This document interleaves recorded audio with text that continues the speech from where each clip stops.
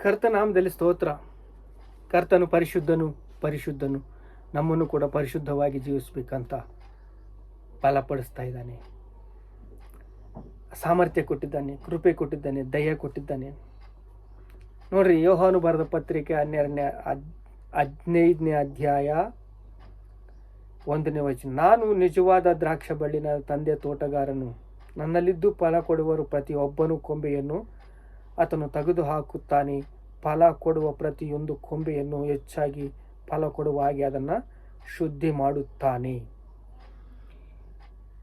ನಾನು ನಿಜವಾದ ದ್ರಾಕ್ಷ ಬಳ್ಳಿ, ನನ್ನ ತಂದೆ ತೋಟಗಾರನು. ನಿಜವಾದ ದ್ರಾಕ್ಷ ಬಳ್ಳಿ ಯೇಸು ಕ್ರಿಸ್ತನು. ಯೇಸು ಕ್ರಿಸ್ತನಲ್ಲಿ ಫಲ ಇದೆ. ಯೇಸು ಕ್ರಿಸ್ತನು ದೇವರ ಮಹಿಮೆಯನ್ನು ಹೊಂದಿದ್ದಾನೆ, ದೇವರ ಕೃಪೆಯನ್ನು ಹೊಂದಿದ್ದಾನೆ, ದೇವರ ಬಲವನ್ನು ಹೊಂದಿದ್ದಾನೆ, ದೇವರ ಮಗನಾಗಿ ಅನಿಸ್ಕೊಂಡಿದ್ದಾನೆ. ಈತನು ನನ್ನ ಪ್ರಿಯ ಕುಮಾರನು ಅಂತ ಹೆಸರು ಯೇಸು ಕ್ರಿಸ್ತಿಗಿದೆ. ಯೇಸು ಕ್ರಿಸ್ತು ಫಲ ಫಲಿಸಿದ್ದಾನೆ, ಬಹುವಾಗಿ ಫಲಿಸಿದ್ದಾನೆ. ಇಷ್ಟು ಗುಣಲಕ್ಷಣಗಳು ಇದ್ದ ದೇವರು ಸಿಲುಬೆ ಹತ್ತಿದ್ದಾನೆ, ರಕ್ತ ಸುರಿಸಿದ್ದಾನೆ, ಪ್ರಾಣ ಕೊಟ್ಟಿದ್ದಾನೆ, ನಮ್ಮನ್ನು ಪ್ರೀತಿಸಿದ್ದಾನೆ. ಈಗ ಸ್ವಲ್ಪ ಕೊಂಬೆಗಳು ನಮ್ಮಲ್ಲಿದ್ದಾವೆ, ಅದನ್ನು ತೆಗಿಬೇಕು ಅಂತ ದೇವರು ನೋಡ್ತಾ ಇದ್ದಾನೆ. ನಾವು ಪರಿಶುದ್ಧವಾಗಬೇಕು, ಕೃಪೆಯನ್ನು ಹೊಂದಬೇಕು, ದೇವರ ಮಹಿಮೆಯನ್ನು ಹೊಂದಬೇಕು, ದೇವರ ಪ್ರೀತಿಯನ್ನು ಹೊಂದಬೇಕು. ದೇವರು ನೋಡ್ತಾ ಇದ್ದಾರೆ. ಸ್ವಲ್ಪ ಕೊಂಬೆಗಳನ್ನು ಕಡಿದು ಹಾಕಬೇಕು. ಯಾವುದು? ಕೋಪ ಅನ್ನೋ ಕೊಂಬೆಯನ್ನು ತೆಗೆದು ಹಾಕಬೇಕು. ದ್ವೇಷ ಅನ್ನೋ ಕೊಂಬವನ್ನು ತೆಗೆದು ಹಾಕಬೇಕು. ನೀನು ಫಲಿಸಬೇಕು ಅಂದರೆ ದ್ವೇಷ ನಿನ್ನಲ್ಲಿರಬಾರದು. ನೀನು ಅಭಿವೃದ್ಧಿ ಪಡಿಬೇಕು ಅಂದರೆ ಕೋಪವಿರಬಾರದು, ಅಹವು ಇರಬಾರ್ದು, ಅಸೂಯೆ ಇರಬಾರ್ದು.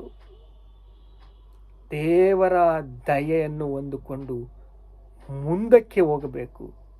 ಹಾಗೆ ನೀನು ಫಲಿಸುತ್ತೀಯ ಅಂತಂದು ದೇವರು ಹೇಳುತ್ತಾನೆ.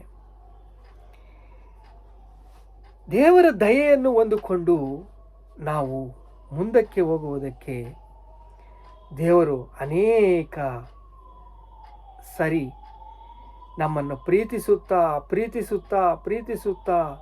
ನಮಗೆ ಎಷ್ಟು ಸಾರಿ ಹೇಳ್ತಾನೆ. ದೇವರ ವಾಕ್ಯವು ತೆಗೆದಾಗೆಲ್ಲ ನಮ್ಮ ಸಂಗಡ ಮಾತಾಡ್ತಾನೆ. ಹಿಂಗೆ ನಡಿ ಮಗನೇ, ಹಿಂಗೆ ನಡಿ ಮಗನೇ ಅಂತಂದು. ಆದರೆ ದೇವರ ಅಧಿಕಾರಕ್ಕೆ ನಾವು ಒಪ್ಪಿಸ್ಕೊಳ್ತೀವ? ಇಲ್ಲ ತಾನೇ? ದೇವರ ಅಧಿಕಾರಕ್ಕೆ ಒಪ್ಪಿಸ್ಕೊಳ್ಬೇಕು. ನಿನ್ನ ಹತ್ರ ಸ್ವಲ್ಪ ಕೆಟ್ಟ ಹೃದಯವು ಕೆಟ್ಟದ್ದು ಅಂತ ದೇವರು ಹೇಳ್ತಾ ಇದ್ದಾನಲ್ಲ.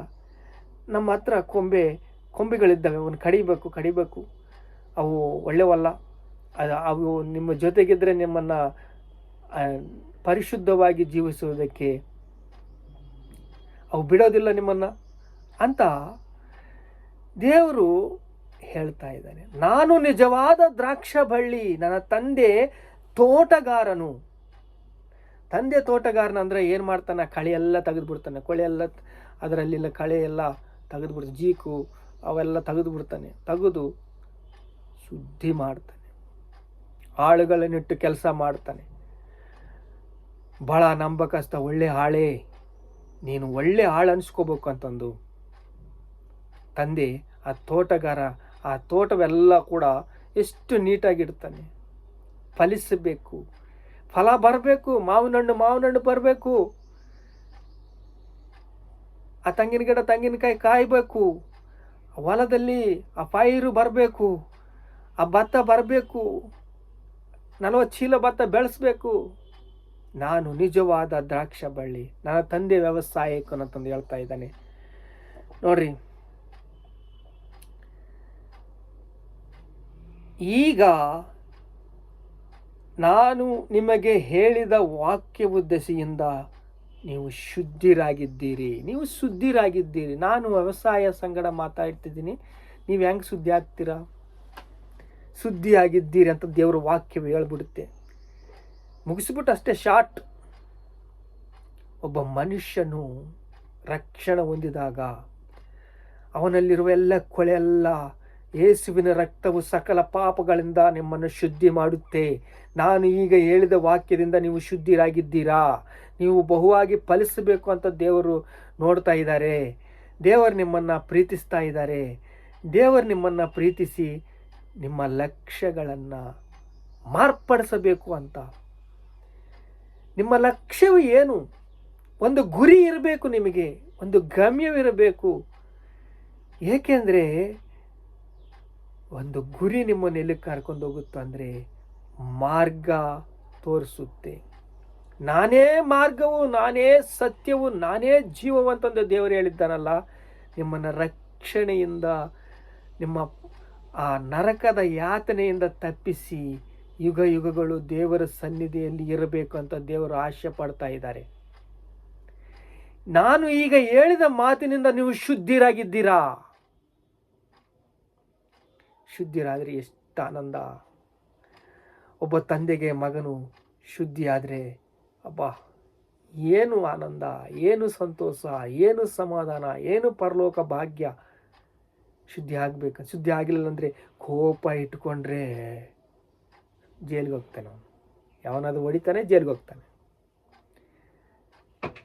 ಸಮಾಧಾನ ಇರಲ್ಲ, ಶಾಂತಿ ಇರಲ್ಲ.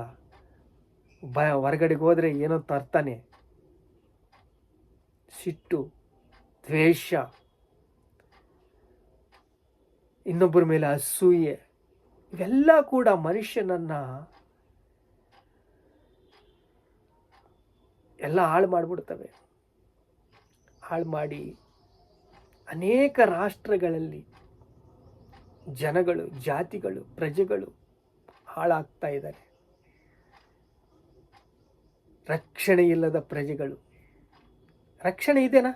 ಇಲ್ಲ, ರಕ್ಷಣೆ ಇಲ್ಲ. ಈಗ ನಾನು ಹೇಳಿದ ಈ ಮಾತಿನಿಂದ ನೀವು ಶುದ್ಧರಾಗಿದ್ದೀರಾ. ದೇವರೊಂದೇ ಮಾತು ಹೇಳ್ಬಿಟ್ಟಿದ್ದಾನೆ ಶಾರ್ಟ್ ಆಗಿ. ದೇವರು ನಮ್ಮನ್ನು ಪ್ರೀತಿಸಿದ ಹಾಗೆ ನಾವು ಒಬ್ಬರನ್ನ ಪ್ರೀತಿಸೋಣ. ಆದರಣೆ ಕೊಡ್ತಾ ಇದ್ದಾನೆ, ಪ್ರೀತಿ ತೋರಿಸ್ತಾ ಇದ್ದಾನೆ, ಬಲ ಕೊಡ್ತಾ ಇದ್ದಾನೆ, ಕನಿಕರ ತೋರಿಸ್ತಾ ಇದ್ದಾನೆ. ನಾವು ಬಲಗೊಳ್ಳೋಣ, ಸ್ಥಿರಗೊಳ್ಳೋಣ, ಸಿದ್ಧಗೊಳ್ಳೋಣ. ಪ್ರಾರ್ಥನೆ ಮಾಡ್ಕೊಳ್ಳೋಣ. ತಂದೆ ನಿಮಗೆ ಸ್ತೋತ್ರ, ಯೇಸಪ್ಪ ನಿಮಗೆ ಸ್ತೋತ್ರ. ಕರ್ತನೆ, ನಮ್ಮನ್ನು ಪ್ರೀತಿಸಿದೆಯಾ, ನಮ್ಮನ್ನು ಬಲಗೊಳಿಸಿದೆಯಾ, ನಮ್ಮನ್ನು ಸ್ಥಿರಗೊಳಿಸಿದೆಯಾ, ನಮ್ಮನ್ನು ಸಿದ್ಧಗೊಳಿಸಿದೆಯಾ. ನಿನಗೆ ಸ್ತೋತ್ರ, ಸ್ತೋತ್ರ, ಸ್ತೋತ್ರ. ಯೇಸಪ್ಪ, ನೀವು ಹೇಳಿದ ಮಾತಿನಿಂದ ನಮ್ಮನ್ನು ಬಲಗೊಳಿಸಿದ ಸ್ತೋತ್ರ ತಂದೆ. ಕರ್ತನೆ, ಸ್ತೋತ್ರ, ಸ್ತೋತ್ರ, ಸ್ತೋತ್ರ, ಸ್ತೋತ್ರ, ಸ್ತೋತ್ರ. ಘನತೆ, ಮಹಿಮೆ, ಪ್ರಭಾವಗಳು ಯೇಸು ಕ್ರಿಸ್ತ ನಾಮದಲ್ಲಿ ಚೆಲ್ಲಿಸ್ತಾ ಇದೆ ತಂದೆ. ಆಮೆನ್.